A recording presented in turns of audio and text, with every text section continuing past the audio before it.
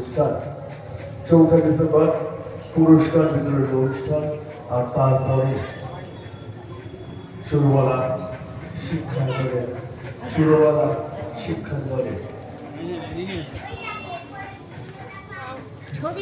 সাংস্কৃতিক সন্ধ্যা সুরবালা সাংস্কৃতিক অঙ্গন ও দেবেন্দ্রনাথ সাধারণ পাঠাগারের সাংস্কৃতিক সন্ধ্যা পরিবেশক খগেন্দ্রনাথ মণ্ডল আর 5ই ডিসেম্বর বিচিত্রা অনুষ্ঠান 5ই ডিসেম্বর বিচিত্রা অনুষ্ঠান